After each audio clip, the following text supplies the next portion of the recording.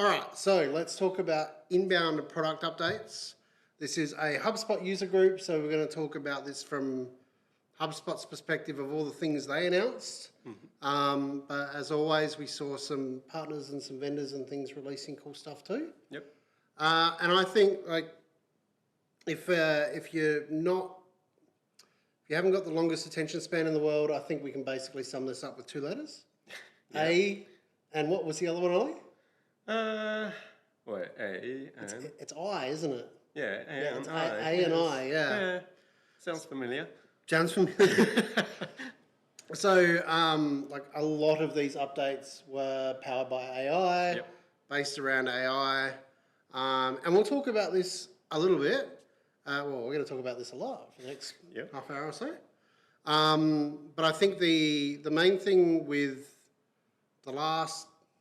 particularly the last 9 or 10 months was, hey, ChatGPT is a thing. Our customers now expect AI for everything. For everything. Yep. We need to build it in. Yep. And so HubSpot went and did that, and it was kind of cool, but it was kind of not terribly useful sometimes. Yeah. And now they've gone, all right, let's make it useful. And that's very exciting. And it's really all over the platform pretty much nowadays. So yeah, we'll talk about this.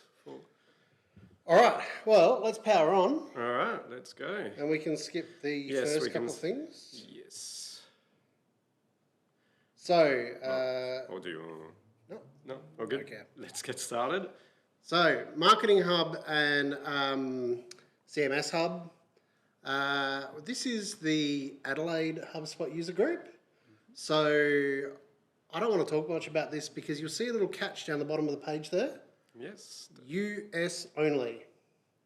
Yeah, unfortunately, so HubSpot has released the ability to send SMS through the platform, directly through the platform, which is very exciting. But yes, at the moment, it is US only, so which makes it, for us, a lot less exciting. It also adds a bit to the cost of the software as well. Like, it's not a free add-on.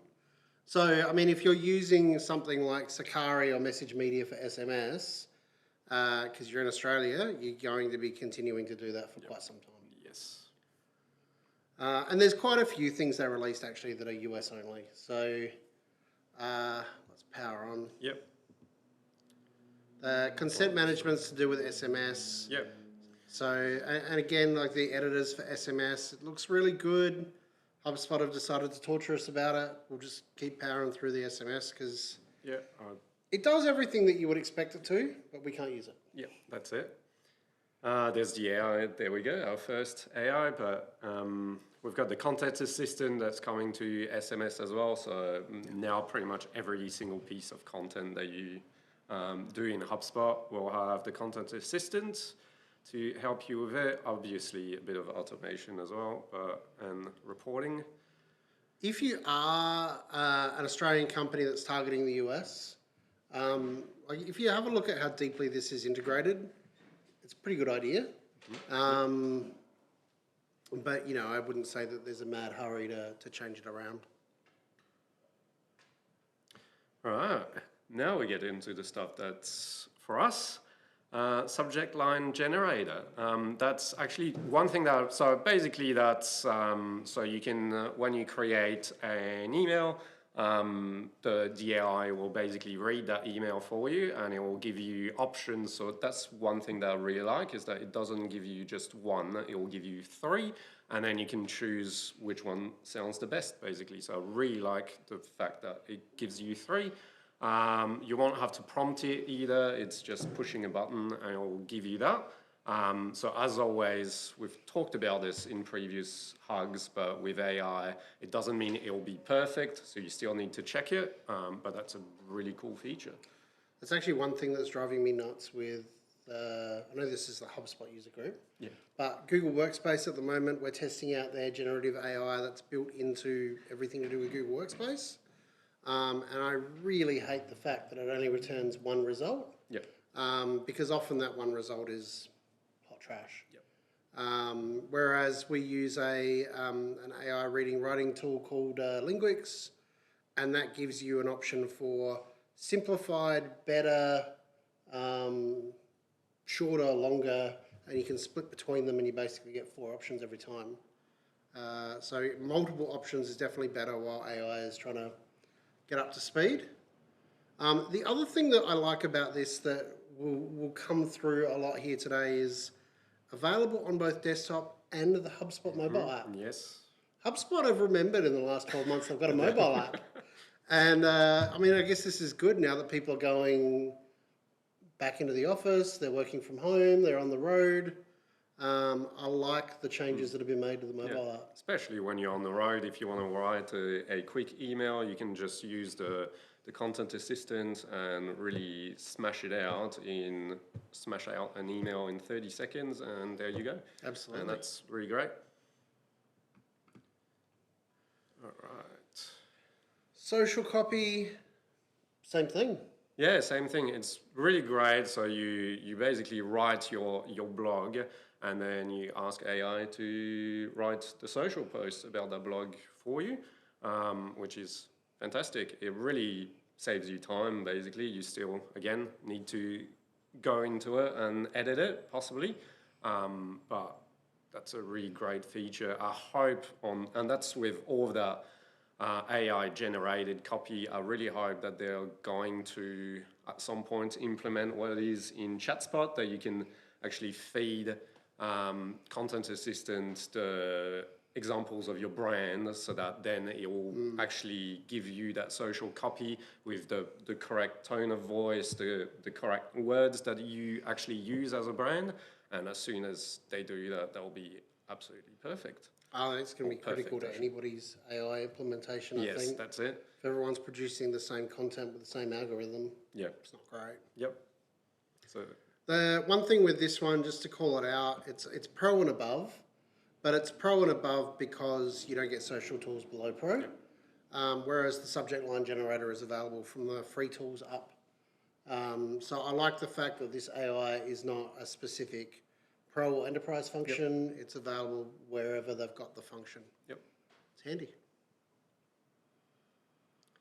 AI website builder. I don't know how I feel about this, to be honest. And not just because, I mean, we build websites, but I haven't had a great experience with automatic website builders. Yeah. Which I totally get. Like some, not calling out any developer anywhere, but sometimes we fall on the websites that aren't great. And so if a human can make mistakes building a website, I'm a bit scared of what an AI could do, but I mean, why not? Give it a try, but yeah. I do like the fact that, again, this is available on free tier.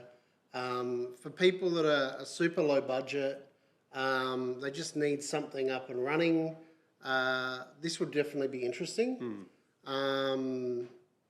I haven't tinkered with it much because I must admit I scoffed a little bit at the idea of AI writing a website.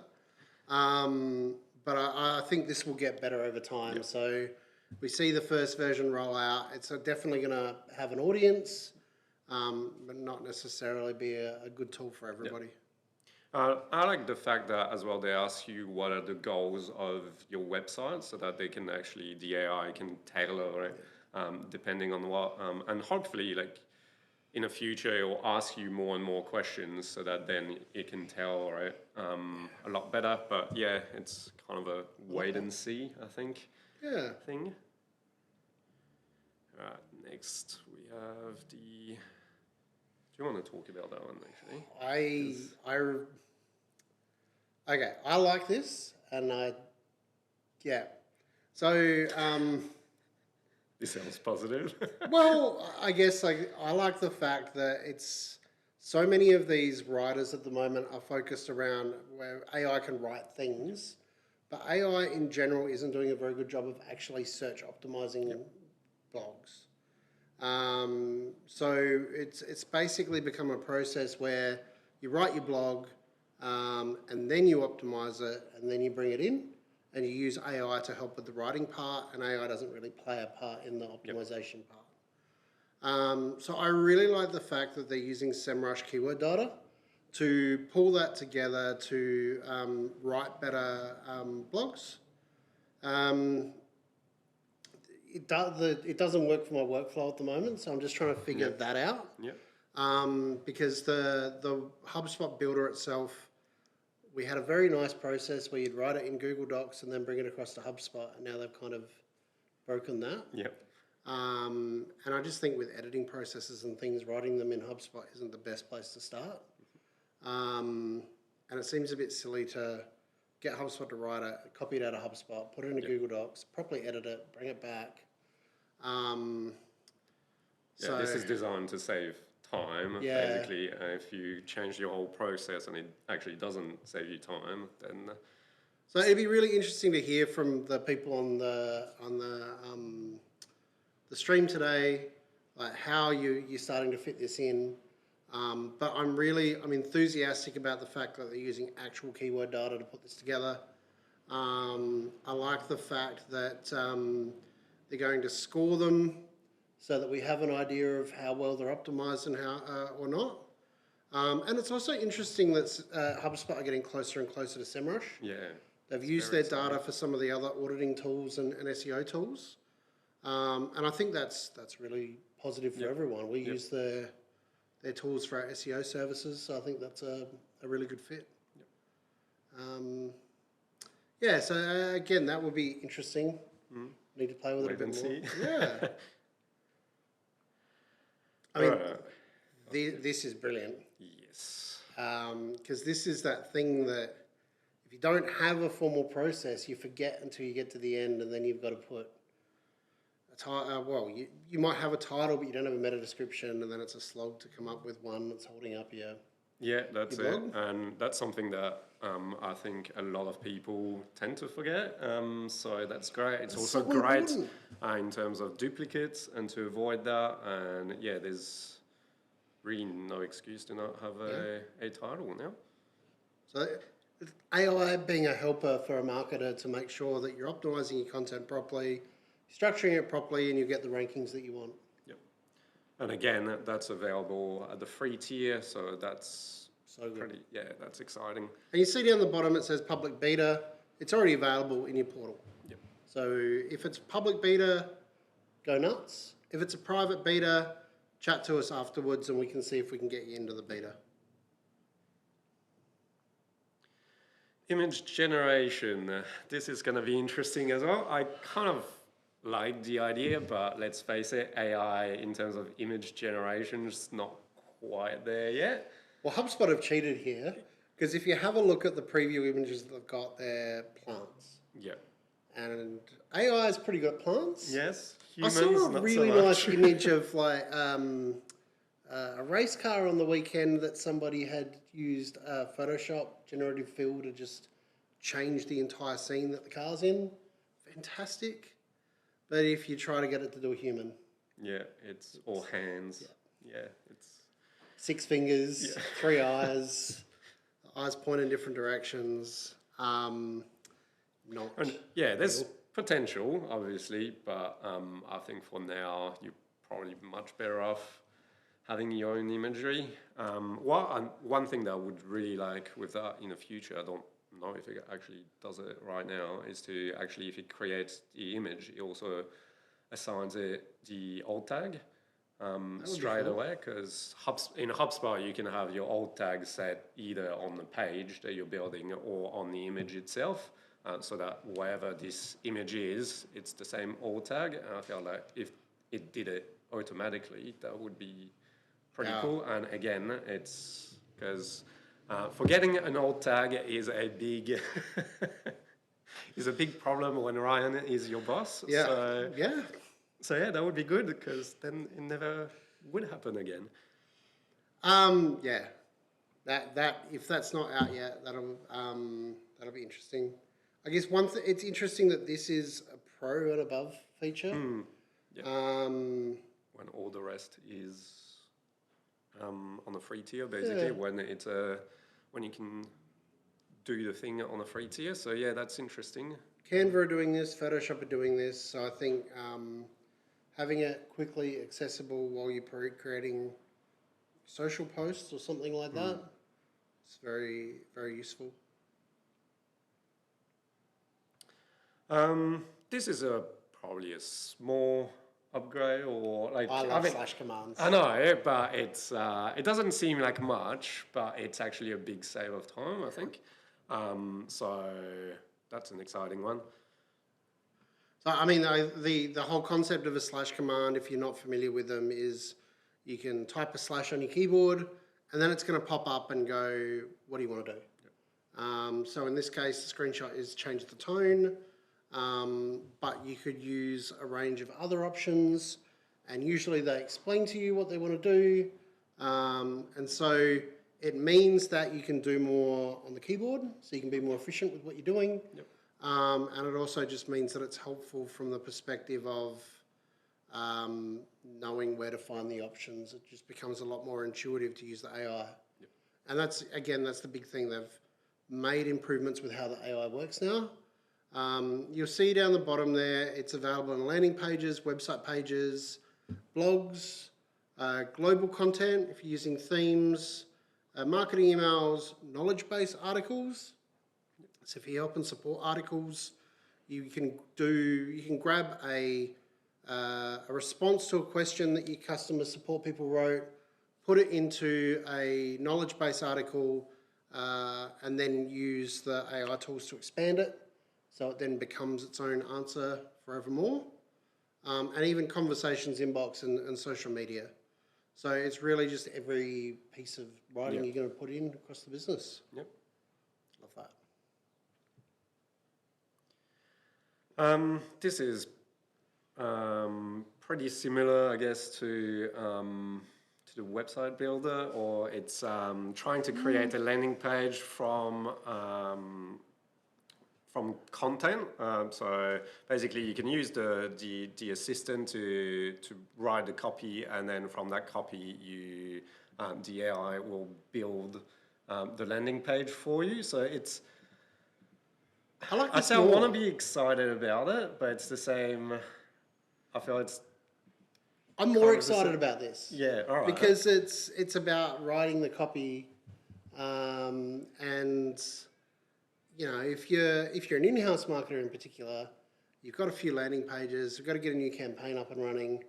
Oh, I don't have any copy. Oh man, it's just the end of the world. So the fact that HubSpot will put together that copy for you, and if you can see on the screenshot there, like they're asking you, what is your campaign about? What do you want your audience to know about? What do you want your audience to do? And then some information about your writing style. And then they're going to write it. So I love the fact that they're going to write landing page copy that's actually optimized for landing pages. Yep. It's a different form of writing than on a website and SEO. And if you think about this as a campaign assistant tool, like how cool is it now that you can answer a few questions, and now HubSpot are just going to put together some copy for your landing page, but they could help you build out, come up with ideas for how to build out your entire campaign. Yep.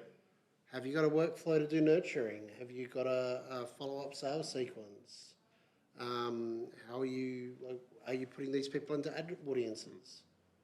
Super cool. Yeah, and because it takes so much less time, it also gives you time to think about all those things and to actually put a little bit more effort, because we've probably been guilty in the past of creating landing pages and then sort of smash the workflow on the back of that, and then go back a few months later and we're like, we're not actually too happy about that. So that gives you more time to actually think about it. We are not very good at our own marketing sometimes, and we freely admit that. So more AI copy generation, so you can now do it for LinkedIn and Facebook ads, which I'm assuming is the next one. So same thing, available on the free tier. We can skip it. It's the same. And hey, look, guess what? We're doing the same thing for Facebook. Yep. So being able to do all of your ad copy with AI. And I think the thing that we're finding with AI is it's really useful for a fresh perspective, because sometimes you get so entrenched in your day-to-day that you don't get that outside perspective. You don't get to talk to as many clients as you'd like to, or customers. So, yeah, I think that's really useful. All right, on to Sales Hub and Service Hub. So hang on. The all-new Sales Sales Hub. Hub, yes. So we're not a thing that's baked into HubSpot anymore. We are a dedicated piece of sales software. Yes, that's it. And one of the big complaints I'd say I've heard from salespeople about HubSpot is that it wasn't quite made for salespeople. It wasn't done the best, and there was other pieces of software that were a better fit, but they definitely put some effort to try and make it better, and starting with the prospecting workspace. You may have seen it already because it's in beta. This isn't really a surprise. Yes. They launched this, 6-8 weeks ago? Yeah, something like that. Yeah. But it's definitely very exciting, and they've brought some improvements to it. But I like this because HubSpot, wasn't really well done for salespeople, and it was pretty hard to find as a salesperson, all the data that you needed, your tasks, who are your leads, and you kind of had to switch between different places in HubSpot, and that prospecting workspace changes it, or attempts to change it, I should say. It's a bit retro in a way, because HubSpot went from being a marketing and sales tool to adding on the CRM, and all of a sudden you went from having only marketing generated leads and sales leads in the CRM to everybody was in the CRM. And so all of a sudden we need a prospecting workspace so that we can go back to a time where we could see our leads properly. I like it too. I think it's really useful. And they've done some other things behind the scenes, like the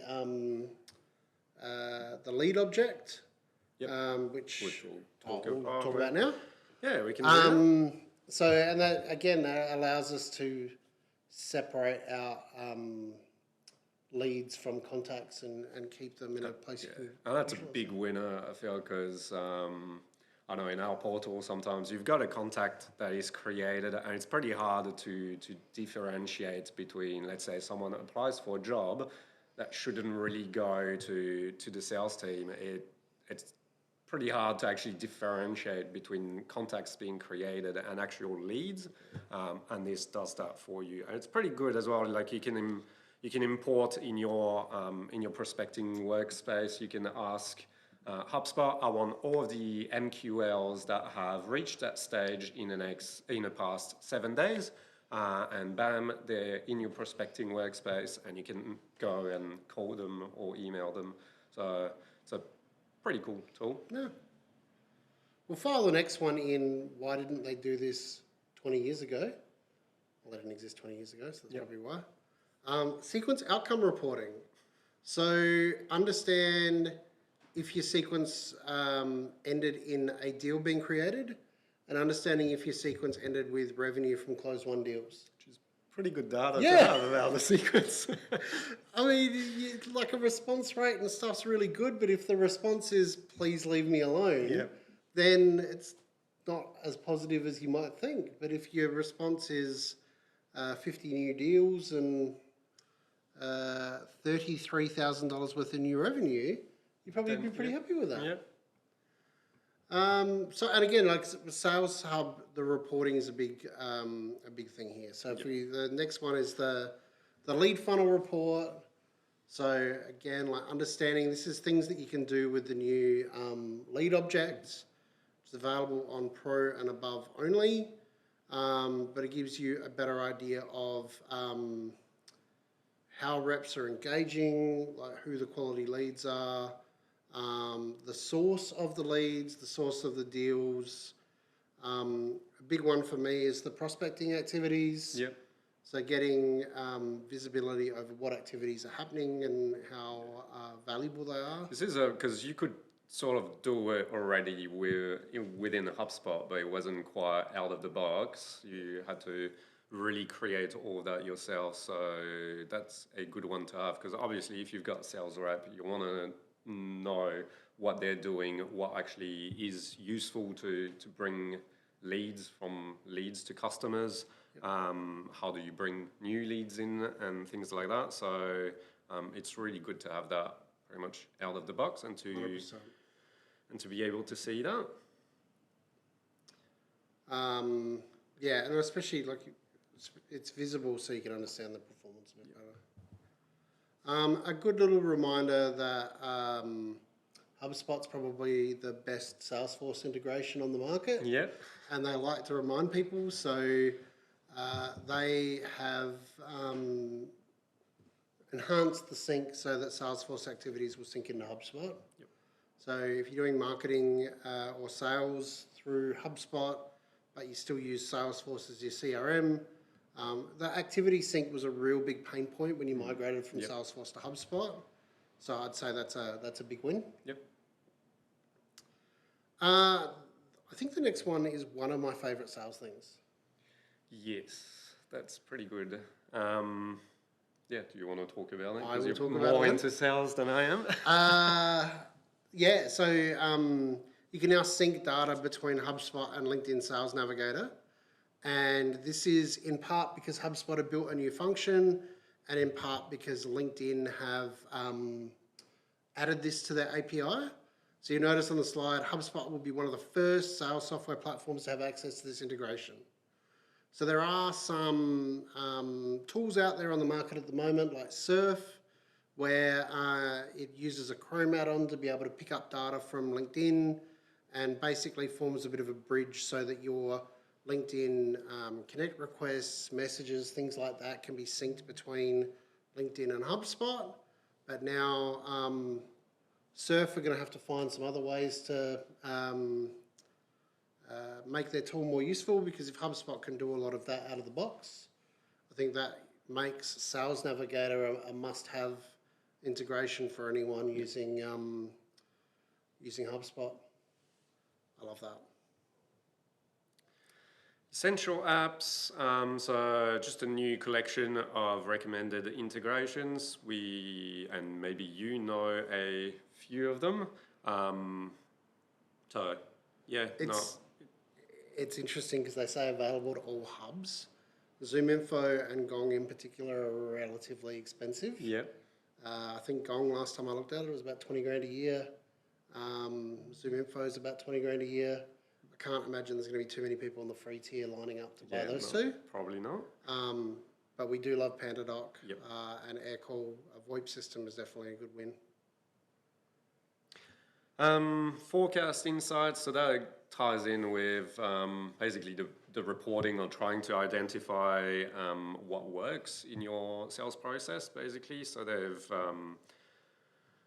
they've brought in the forecast insights. So the forecasting tool was, I think, a tool that not that many people use, because that sort of reporting or that sort of clarity was a bit missing out of it. Now you've got insights. You also have the accuracy tracking, which is a good one as well, just to measure the reliability of your forecast, because it's all well and good to have a forecast, but it's completely off, then that's not really going to help your business. Let's talk about the next one. Yes, the next one is the AI forecasting. And because, sometimes you can't predict these things, or you're terribly optimistic or pessimistic about it, so you can't accurately do it. I love the fact that we're using AI here, which can look at how likely this is to close based on the interaction that the prospect has had with you, their activity. Like, there's so many data points that they can bring into that. They'll have a better idea than you do on how likely that deal is to close. And that, I think, is awesome. And same with the next couple. I think just being able to forecast across multiple pipelines, if you've got pipelines per product, is helpful. Pipelines per country. But I think the other thing that kind of gets overlooked here is the deal inspection view. I like this, yeah. You've got the forecast and the amounts and the figures right there, and this has been, again, I think a month or two. Like it's not state of the art here, but it makes such a small but meaningful difference to just put those numbers right in front of you, so that you've got an idea of what's in play. And it looks at all the data, so like what I really like is sometimes like if you've got your pipeline and you may know or you may not know that at a specific stage of your pipeline, the deals are going to sit there for a bit longer than other stages. And so they'll look at this and tell you, oh, this deal has actually been in here a little bit too long, so you might have to follow it up when for other stages, for example, where it knows they're supposed to sit there a bit longer, it will tell you, oh, it's not a priority. So it will really help you prioritize which deals you should focus on which specific day. And I guess to that end, the deal funnel report helps you understand that as well. And, you know, sometimes you might look at this and decide that you actually need to break your sales process into a couple of extra steps. Yep. We use the old deal funnel reports to identify that a lot of our nonprofits would sit in proposal sent for a long period of time because they were going out to get grant funding to do the project. So we created an awaiting grant funding stage of the pipeline, and we know that they're going to sit there for a little while. What I really like with this is the skips. So the old funnel report, you either had a report on what deals have gone through each stage one after the other, or basically no order. And so now to have a skip exactly with what you've just described, if we want to look at businesses that are not for profits, we can just set a skip on that awaiting grant stage, and that's a much better deal funnel report. And same with deal journey analytics, really getting an idea of the way that people pass through your sales process. Yep. Really you can see there the average time to complete the journey. Are there blockers? Are there issues between the steps? You can analyse it comparing close won and close lost. Yep. Is there a pattern between the journey that a close lost takes? So really just identifying issues in your sales funnel and tidying those up. Deal tags, I've had a bit of a play around with that in the past because it went out, I think deal tags went out quite a while ago. It's exciting, especially now that you can actually use them in lists or to create deal lists. You can use them in workflows. So it's really good to give you both a visual view on your pipeline, but also to use that as extra layer of information and customization that you can get. You know what I hate though? Oh, here we go. Because you can create 10 of them, and there's only 7 available colors. Oh, okay. All right. So that's why, if you're listening, we need 3 more colors. I looked at this and went, yeah, that's nice. Some people are going to be like it, some people aren't. And then I know this says Sales Hub, but it's in Service Hub as well. Yeah. And I looked at a onboarding solution the other day called Arrows, which integrates with HubSpot. And the way that they use the tags in their software, amazing. Like to provide the level of visibility over where people are blocked in the process. In this case, they're talking about large deals. I feel like you just filter it by revenue. You probably don't need that. Yep.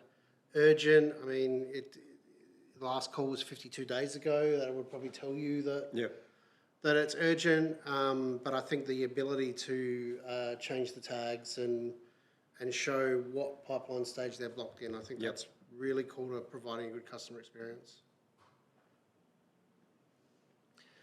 So we talked about this one a little bit. That's exciting is that Content Assistant is on mobile. So that's very exciting if you're on the road very often or if you use the HubSpot app, because I know for not just that reason, but I tend to not really use HubSpot on mobile. I might give it more of a go in the next few weeks. Is it just secretly, quietly, without telling us, started to basically become an email app in your phone? Yeah. And when you've got a content assistant that can do that as well, they've quietly become a very powerful mobile sales tool without really trumpeting it. So I think the email signature people are going to have a field day with this because they're going to have to get serious about it. But I've actually found responding to customer support queries and support tickets on my phone in the app is a thing I quite enjoy doing. Yeah, well, It's bizarre. QR code scanner.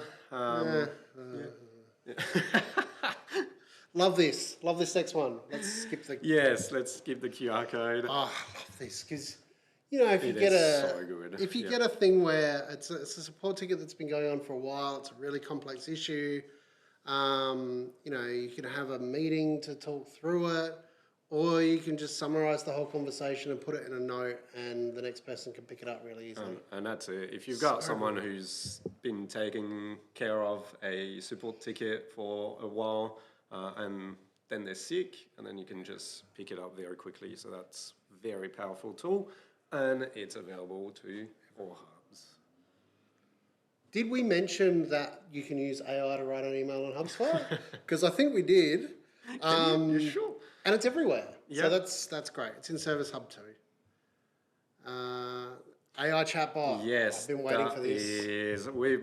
I'm pretty sure we mentioned that in a hug last year or something. That how cool would it be to have, because chatbots obviously have had stuff with AI going on for quite a while.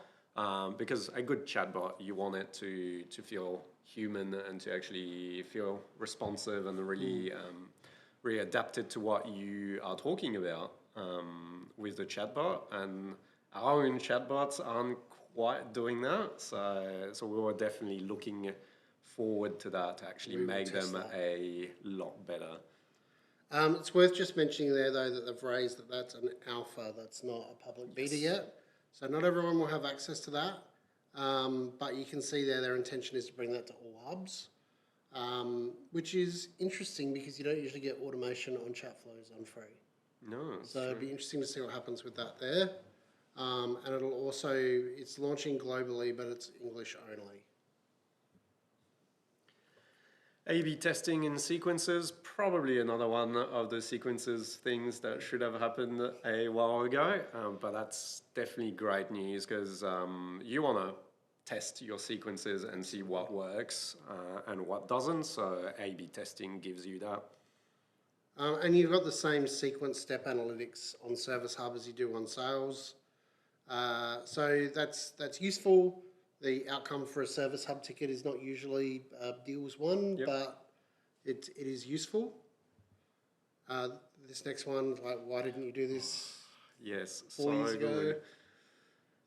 So yeah, you can now book meetings on behalf of others, which is fantastic because if I respond to a support ticket and I identify that Ryan's probably better off to deal with that ticket, I can now just book a meeting for that client with Ryan, and that's The fantastic. old process was that you had to ask them when they're available, send them a meeting link for somebody else, and especially if you've got them on the phone, just find it. Actually, Ollie can do that for you, and he's available on Thursday at 10 a.m. Yeah, and there you go. And you just turn up to work and your calendar's full. And that is live. That went live a bit before Inbound. Lead form routing, so that's only for enterprise. So basically to have conditional roles to, so it's quite good. I mean, this is something that you could do on like with a workflow With anyway. a workflow, yeah. But it's just easier. Yeah. So that's nice. Yeah. It's nice. So basically, yeah, you have a property that equals something, something specific, and it'll just basically lead you to the correct person. Yeah. Salesforce again. So more about Salesforce. It just reminds me of the meme. Your dog, we heard you like HubSpot, so we put HubSpot in your Salesforce. It's cool. Yeah. Yeah.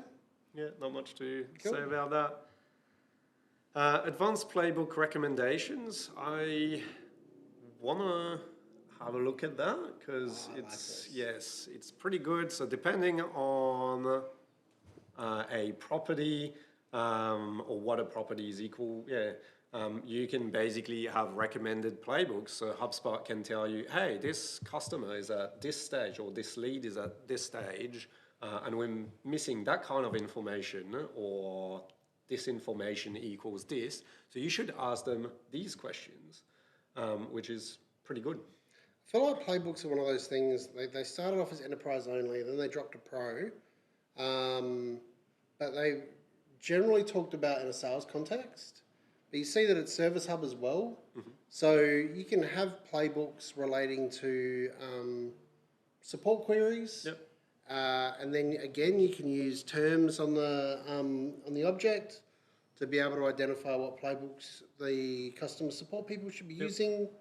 You know, missing order, things like that. Yeah, and that allows you. We talked about a support ticket, for example, that I would get, and let's say it's a website issue. Then I can have a playbook. They'll tell me if it's a website issue. You should probably ask those questions. Common troubleshooting. Common troubleshooting and things like that. And then, like, even if I don't know anything about websites, then I can actually get that ticket to a specific stage. And then if it's very complicated, then we hand that off to one of our developers, for example. But for the most basic queries, that probably can help anyone solve that ticket. And people overcomplicate stuff all the time, but if you work through a series of steps, most people can solve most issues. So yeah, I think that's a good win. And snippets. So I really like a snippet. I like not having to repeat things. And being able to add some formatting in there is a nice thing to have. The next one, This is actually an interesting one because they say it's pro and above. But custom objects are enterprise and above. So, whoops. Unless they're bringing custom objects to pro, but I highly doubt it. It's really useful that the custom objects functionality rolled out a couple of years ago now. And they're just continuing to build in the compatibility for custom objects with other things that you've got in HubSpot. So they're compatible with playbooks, they're compatible with pipelines, so I think it just makes it a bit easier to manage things. Coaching playlists, that's a great one as well. So basically you can save your call recordings and put them in a playlist so that when you've got new people, for example, you can train them, show them how you do things and stuff like that, or show them great examples of within specific situations, and so that's definitely a good improvement. I think this is also people are still not up to speed with the call settings in HubSpot and how deep you can get with the call recordings. I spoke to somebody just this morning. They're using a HubSpot integrated VoIP system, and they didn't know that you could pull out quite a lot of data around how they're used. So my other piece of advice around coaching playlists would be take this as an opportunity to go into your HubSpot portal, under contacts, go to calls, see if you've got call recordings in there. If you don't, it might be time to upgrade your phone system so that you've got them available. Sequences on mobile, more stuff coming to mobile, that's perfect. So good. And now on to Ops Hub. So there are some better reports. Yes. But to add to the better reports, AI can now analyze the report and tell you what you're looking at, which I think is really nice. Yeah. But definitely, and so you can ask the AI I would keep the question relatively simple, but to create a report. So if you really need a complex report, I think that's not gonna cut it to. It'll get better though, Yeah. so keep trying it. Yeah. But But for simple reports, that's perfect. You ask it a question, and it'll just create a report for you. The next one is fantastic. so good. So good. So for someone who loves a good complex workflow, I personally find I very much struggle to explain what exactly they're doing after I've built them. So this is fantastic too. And for us as well, or for anyone really, if you want to audit your portal, that's great as well, because then you can, we all have a workflow somewhere in our portal that no one has any idea what it's doing. We have But stuff turnover, things aren't documented properly. Now we're going to use AI to help you with that documentation. It's amazing. I love that. So the newly all right, called so can I just say from the outset, this is my least favorite thing. Yep. And I just flagged that none of this commerce stuff works in Australia. Yep. There are a couple of things that have started to feed in, but basically what HubSpot have done is relaunch their commerce tools as Commerce Hub. Yep. That's actually exactly what it says on the slide. The things like quoting, payments, HubSpot Payments hasn't launched here yet. The quoting tools are there. So this is one of those things where the quoting and HubSpot Payments happened a couple of years ago now. Yep. HubSpot, it's time to look outside of the US. They're using Stripe as a payment processor, so I'm not totally sure what the holdup is. I guess the interesting thing from Commerce Hub perspective is that invoices are now syncing between Xero and HubSpot, but there's not much you can do with them yet. Yes, that's it. That was a very big pain point for me a few weeks ago. That you can get all of your data in terms of invoices in HubSpot, but you can't really, up until very recently, you couldn't trigger a workflow. You couldn't even create a deal, basically. So you've got your invoices sitting in HubSpot, and they're not really linked to anything. So that's definitely, the more they build on that, the better it will be. So progress, baby steps, but HubSpot, come on. We use Stripe in Australia. Stripe exists. Can we have HubSpot Payments, please, and thank you. And do you think, because they've called it Commerce Hub now, how do you see that going in the future? I mean, they're going to charge extra for it at some point. I think that's wise. Pretty between the lines.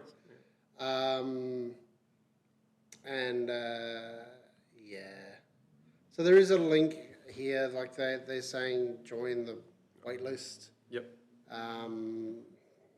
They're gonna charge extra for it. All right. So and let's just the CRM platform stuff. I mean, this keeps building on the fact that you can now build basically whatever you want in HubSpot. Yep. And so, when people come to us and go, oh, look, is HubSpot as customizable Salesforce? We've been saying for a while, it is now, yeah, absolutely. Yep. But they keep sort of, I guess they're feature parity now with the nice to have stuff. Yep. So you can now, you can build your own custom UI extensions. You can use people like our developers to build your custom UI extensions. It's not a general public type feature to build something in React and plug it into a contact record in a CRM. Yeah. But we're starting to see people will bring out these as templates and things to drop in. And I like this. Like it's about visualizing your data and providing a better experience for your team to use the CRM records. And I think that's the same thing with the data components. Yep. Show teams the right HubSpot data in the right place at the right time. I think this is, again, really useful and just gives you the ability to, as you grow out your HubSpot usage and you find those 1%ers, as long as you're working with somebody who knows how to write them, you can basically create whatever you want now. The page editor. Yeah, that's quite good as well in terms of basically personalizing the data that you show to your team or to your different teams. And yeah, that's a good improvement. But that's on the free tier. Yeah. So you can build your own custom CRM on HubSpot free. Yeah. And not pay HubSpot a cent. That's a good point. It's just amazing. Conditional properties, I do like this one as well. Yep. I think this would be useful for all kinds of purposes. Yep. Segmenting personal information, asking for the right information at the right time. I think there's a lot there. Yep. And the advanced formula editor that's been out for a little while too.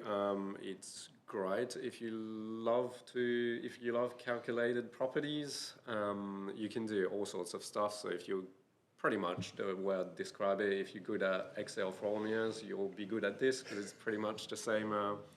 It works the same way. So that's a good improvement as well. Probably very specific. Not everyone will use that, but it's quite good to have it. I can't remember. I used it very recently in our own portal, but I can't remember. Good one for understanding the lifetime customer value. And that's probably for that, actually. Yeah, there you go. I did ask you to do that.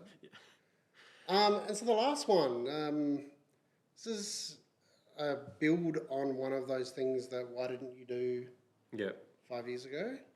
And that is the audit log. Yep. So that's only just rolled out. And, it existed in various places if you really wanted to dive for it, but it's a lot easier now. And now they have a public API. Yep. So you can pull that data out and do what you want with it. That's really useful because when I've got an example, I think that was last year, where someone exported and imported some contacts, a lot of contacts actually, to change a couple of properties, re-imported it in HubSpot, that enrolled all of those contacts into a bunch of workflows that were following each other. And then so 2 months later, you've got a big meltdown with all of those contacts being turned off as marketing contacts. So they're not marketing contacts anymore. It was such a pain to actually figure out what had happened. And it's a bigger pain because in this particular case, there was us in the portal, there was another agency doing something else in another country, and there was the client. And so we had to figure out who had done what, knowing that we hadn't. And it's hard to ask the question when you don't know who it is. You don't know what else other people are doing in the portal. Yep. Now you do. And there's an API. Yep. How good's that? That's pretty cool. So that is the end of the new features. While we're wrapping up, if you've got any questions, throw them into the chat, put them in as a comment on Facebook. The new features, HubSpot keep a page on their website called hubspot.com/new, where you can see all of the new things. And they maintain that. They update it about once a quarter with new things that go on. But I guess the important thing for me here is this is a really good check-in point, opportunity to look through your portal, understand what you're using, and look at the new things that have come out and go, all right, well, can we be doing these better, more efficiently? When was the last time we checked our sequences for performance? Because now you've got a whole bunch of new analytics, so you can understand where they're breaking down. I think there's a lot of low-hanging fruit here that you could spend an afternoon and you could get a lot of value out of it. Yep. I just want to remind people as well, because I find say very often, is a bit of that stuff is still in beta. So if you want it in your portal, you just go in HubSpot, you click on your profile picture on the right, And in a drop down, you've got something called product updates, and that's where you can see all the betas that you can have access to. And you choose the one you want, you just click join beta, and it will be in your portal. It might take 5 minutes sometimes, but yeah. If you are interested in one that doesn't appear there because it's a private one, then reach out to us and we can ask HubSpot on your behalf to add you into that new beta. Yep. So I guess other than that, it's AI, and if you missed it, HubSpot have some new AI things. Did I say AI? You sure did. Good. And if you haven't started using that stuff, now's really a good time. Like, get onto it because you'll only get better, and you'll have more use cases for it. So save yourself time and start playing around with it. All right, so a question, a comment. Hope it would include the HubSpot collective intelligence and the sales hub that close the gap between marketing and sales teams. Look, that's a really good point because at the moment they're still using generative AI. I believe they're using GPT-4, but they're not really yet doing anything where they're going to go through your entire database and be able to pull out things from there. Like, imagine the power that you would get from analysing all of your deals and then using Campaign Assistant to build out a new campaign to drive more deals. And we see this with things like Seventh Sense, where it's pulling out email data and using AI to send emails at the right time. And I think there's a lot more that can be done there. Yeah, that's definitely a great point, but I feel like this is the way we're going. Yeah. It's obviously not here yet, but hopefully they'll be very soon because HubSpot keeps on bringing new stuff. I'm sure they're working on that. Well, interesting thing with this area is that's something that Dharmesh is doing. Dharmesh is HubSpot's co-founder and CTO, where chatspot.ai does do some of that. Yep. And it's now become official because it's in the menu on the top right-hand corner when you click on your face. And that has got the ability to go through your database and pull some data out. Yep. So that we know that that's the way they're going to go. And they've been talking AI since before ChatGPT was a thing. Yep. We know that they want to be the AI CRM, and I think that's just going to become a bigger and better thing over time. Dharmesh, we trust. Dharmesh is my kind of nerd. I like it. Nerdy and dad jokes. It's just a good combination. And the PDF that I shared today, that is on the hubspot.com/new page. So if you do want to get a copy of the PDF, go there and you can grab the slides and go through that. Or we will be putting this video up on YouTube relatively soon. So you'll be able to share this with your friends, neighbours, other people who wear orange, your dog, cat, budgie, whatever you want. So make sure you check out the Refuel YouTube channel to grab your copy on there, and it'll be on our Facebook page as well. We haven't got any more questions. Ollie, have you got anything else that you're really excited about, or you want to say about this? Oh, just to basically use some of that stuff because we went through it and we say we're excited about this and this and this, but it's time to basically put it in motion. And I know you want me to do some work on the sequences and things like that. So how do you eat an elephant, Ollie? One bite at a time. So yeah, because it's probably another like simple but good piece of advice is you've got all that stuff in the portal, and like everyone just sort of sometimes you forget about all of that stuff and you don't use HubSpot to quite its full capacity. So it's good to sometimes just sit and look at what are we using, what are we not using, and how can we basically make HubSpot better for us. And some of those tools, like for most people, would be great improvements and can improve your processes or so. Priority list. Yep. number them 1 to 10 in the order that you think they're going to add the most value. Yep. And just go through them, put aside an hour a week or something like that, and you can just chip away at them softly until they're all done. Yeah, that's it. All right. Well, there is no other questions, so thank you very much for joining us today. We will sign off here, and if you've got any other questions, ask on Facebook, use our non-AI powered chatbot on our website, or send us soon to be, and send us a contact request, and we'd love to hear from you. See ya. See ya.